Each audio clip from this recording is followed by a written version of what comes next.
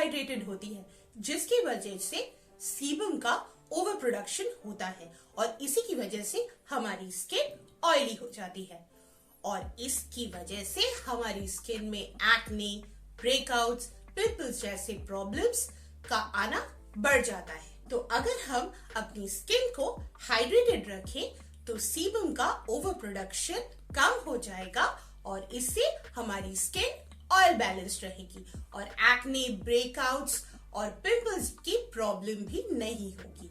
तो इसी की वजह से आज मैं एक DIY, जी हाँ दोस्तों, एक DIY क्रीम बनाऊंगी जिसकी रेसिपी मैं आपके साथ शेयर करूंगी। इस DIY क्रीम को आप घर पे बनाइए और यूज कीजिए। आप देखेंगे कि आपकी स्किन हाइड्रेटेड रहेगी विदाउट मेकिंग इट हेवी और ग्रीजी। इससे एक्ने और ब्रेकआउट्स भी नहीं होंगे। इसकी गुण की वजह से ये एक्ने प्रोन स्किन के लिए भी अच्छा होता है। Hey friends, welcome back to my channel. इस DIY को बनाने के लिए एक बाउल लेना है।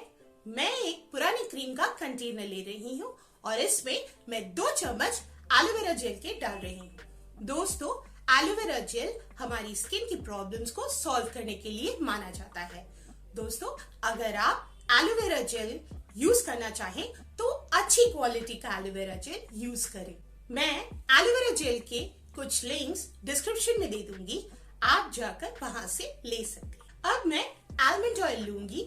आलमंड ऑयल हमारी स्किन को एक्सफोलिएट करता है, डेड स्किन सेल्स को रिमूव करता है, क्लॉग्ड पोर्स को साफ करके एक्ने और पिंपल्स को आने से रोकता है। अब मैं इसमें 1 चम्मच आलमंड ऑयल का दे दूंगी। अब इसमें 1 चम्मच ग्लिसरीन का दे दीजिए। ग्लिसरीन हमारी स्किन को हाइड्रेटेड रखता है। इससे हमारी स्किन में जो नेचुरल मॉइस्चर है उसे ये मेंटेन करता है। इसमें नॉन कमेडोजेनिक इंग्रेडिएंट होते हैं जो हमारे पोर्स को क्लॉग नहीं करता है, जिससे एक्ने और ब्रेकआउट्स होना कम हो जाते हैं। इसलिए ग्लिसरीन ऑयली स्किन के लिए आइडियल इंग्रेडिएंट है। अब इसमें मैं कुछ ड्रॉप्स एसेंशियल ऑयल के ऐड करूंगी। उसके साथ मेरे पास कुछ विटामिन ई के कैप्सूल्स हैं, उससे मैं 1 कैप्सूल इसमें दे दूंगी। दोस्तों, विटामिन ई ऑप्शनल है, आप चाहे तो नहीं भी दे सकते हैं।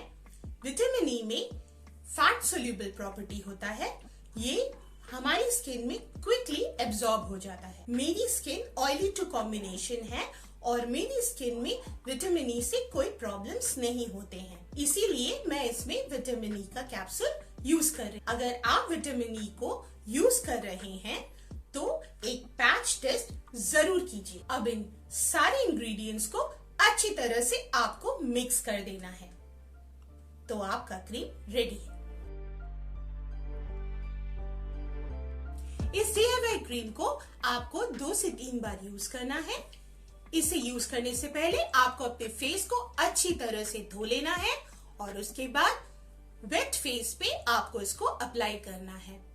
इसका इफेक्टिवनेस आपको तभी मिलेगा जब आप इसे रेगुलर यूज करेंगे। मैं इसे घर में 2 से 3 बार ही यूज करती हूँ। जब मैं घर पे रहती हूँ तो मैं इसे दोपहर में भी यूज करती हूँ and I get a great result. तो अगर आपको ये वीडियो अच्छा लगा है तो लाइक जरूर कीजिएगा। तो मिलते हैं नेक्स्ट वीडियो में। Till then you take care.